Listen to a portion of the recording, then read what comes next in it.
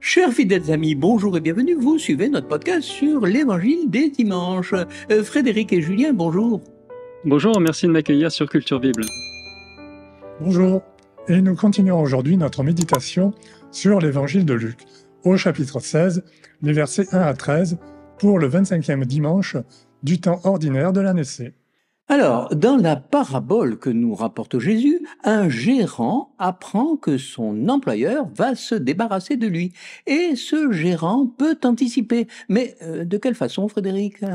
Alors, le gérant pense d'abord à sa reconversion dans d'autres secteurs professionnels, mais il se rend vite compte que ça sera trop difficile pour lui. Comme il a encore la main sur la comptabilité de l'entreprise, il lui vient une autre idée. Il va en profiter pour faire des fausses factures en faveur de sa clientèle. Des fausses factures, ça alors, oui, c'est pas mal comme idée. J'y avais pas pensé en fait. Oui, mais attendez, c'est très malhonnête comme principe. C'est vrai, c'est surprenant de la part de Jésus. Et donc, le gérant en question espère qu'un jour, ses clients se souviendront de ce qu'il a fait pour eux. Il les invite les uns après les autres et leur dit « Tu dois combien à mon maître ?» Le client répond « Je lui dois 100 barils d'huile. » Le gérant lui dit « Voici ton reçu, assieds-toi et écris 50. » Oui, c'est bien ce que je disais, c'est de l'escroquerie, pure et simple. Disons plutôt qu'il se fait des amis pour l'avenir avec l'argent malhonnête. L'expression utilisée est intéressante. Si on la traduit mot à mot, on devrait dire le mammon de l'injustice. Mammon est une divinité païenne. Vous voyez aussi que dans l'histoire, il y a plusieurs valeurs en compétition. Il y a la valeur argent, bien sûr, il y a aussi la valeur stabilité professionnelle et la valeur réseau professionnel, amitié professionnelle. Oui, et alors? C'est pas une excuse? Alors, dans un parcours professionnel, on est souvent amené à revoir ses priorités. Beaucoup font le choix de la famille aux dépens du plan de carrière, par exemple, ou de la rémunération. Ici, le gérant privilégie son réseau d'amis pour la suite de sa carrière. Et c'est vrai qu'il le fait au détriment de son entreprise, même s'il n'y a pas d'enrichissement personnel.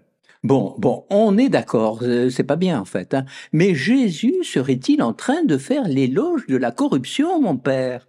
Ah non, non, pas du tout. Jésus a dû entendre cette histoire quelque part et il la reprend et il en tire un enseignement sous forme d'une parabole, mais qu'il faut soigneusement interpréter. Cet homme malhonnête, qui mérite d'être licencié pour sa mauvaise gestion, c'est finalement chacun d'entre nous.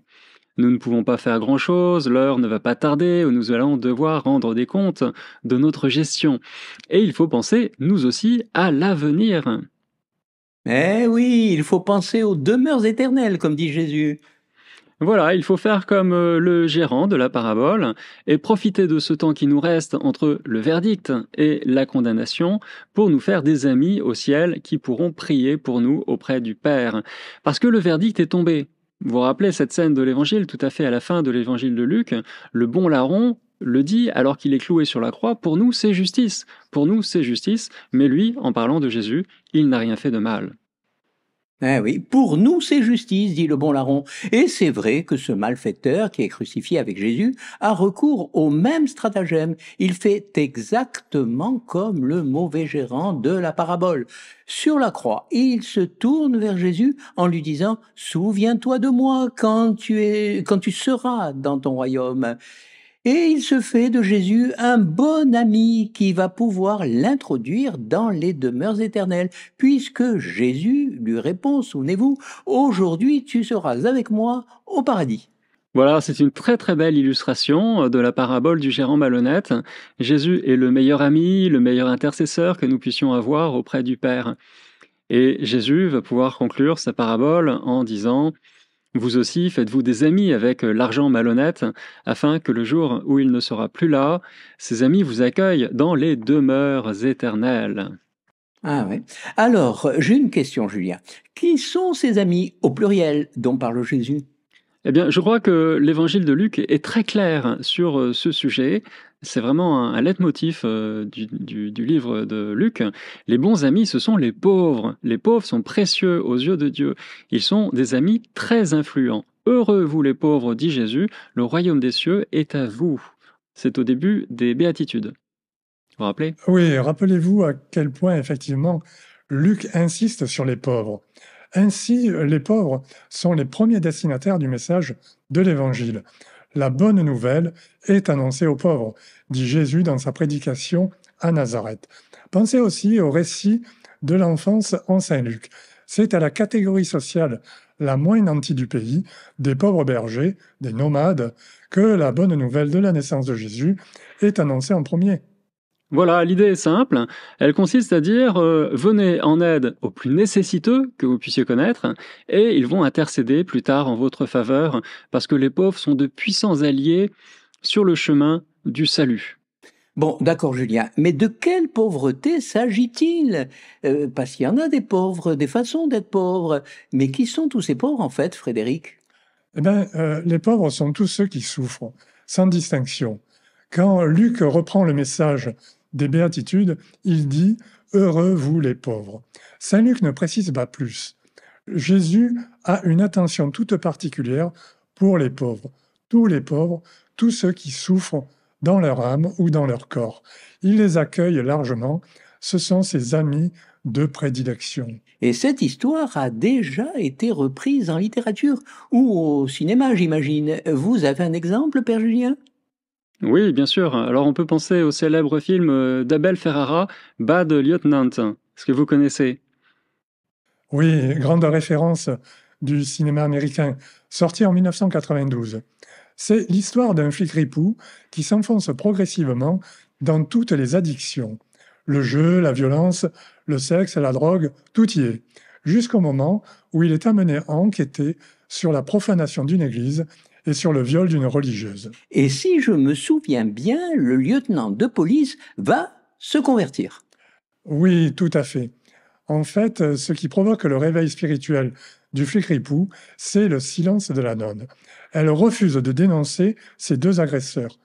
Le lieutenant ne comprend pas la religieuse. D'ailleurs, il ne se comprend plus lui-même. La sainteté de cette femme met en lumière, on pourrait dire, la noirceur de son âme. Voilà, vous avez très bien résumé l'intrigue du film.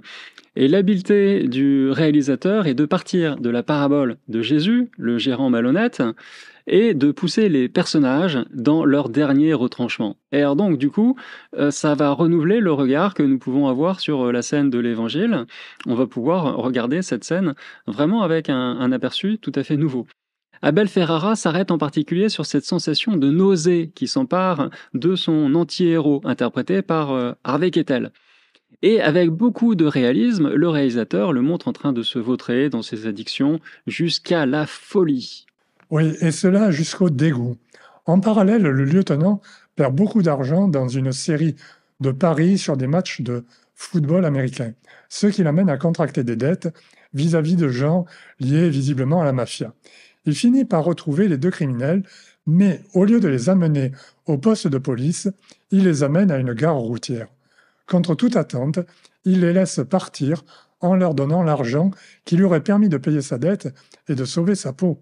Voilà, et puis ensuite ils seront au rendez-vous où il est abattu par ses créanciers. Et c'est la fin de l'histoire, le héros quitte la scène avec beaucoup de panache.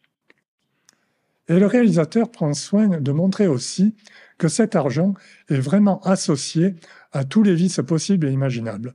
On peut dire que c'est vraiment le butin du mammon de l'injustice, pour reprendre l'expression de Jésus. Mais avec cet argent, le lieutenant Ripou va offrir aux deux jeunes une nouvelle chance dans la vie. C'est en cela qu'on peut dire que le film de Ferrara illustre parfaitement la parabole de Jésus.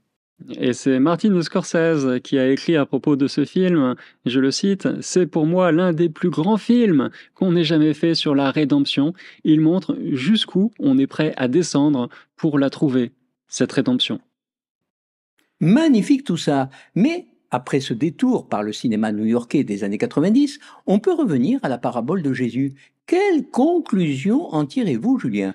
Eh bien, Frédéric l'a dit tout à l'heure, il y a plusieurs valeurs en compétition dans la scène de l'Évangile. Il y a l'argent, le travail, la reconnaissance, l'amitié et bien sûr l'amitié en vue du royaume. Mais comment peut-on abandonner une valeur pour en privilégier une autre avec autant de liberté que le mauvais gérant de la parabole de Jésus? Oui, et c'est là, en effet, toute la question. Comment pouvons-nous parvenir à cette liberté totale vis-à-vis des biens de ce monde et nous en remettre à Dieu dans l'espérance de la vie éternelle? Et c'est là que le passage par le film est intéressant, parce que Saint Luc ne va pas creuser cet aspect-là. Il y a certainement dans l'équation le dégoût, le sentiment d'avoir exploré une logique jusqu'au bout et d'en revenir profondément déçu. Alors, on peut donc être déçu par le monde et par ses faux semblants. Et il n'y a plus qu'une seule issue, c'est la foi finalement. Et ça donne d'ailleurs les conversions les plus spectaculaires, comme dans le film d'Abel Ferrara. Et nous nous retrouvons lundi prochain à 18 h sur Culture Bible pour notre podcast sur l'évangile du dimanche qui suit. Jean et Frédéric, merci et à lundi prochain.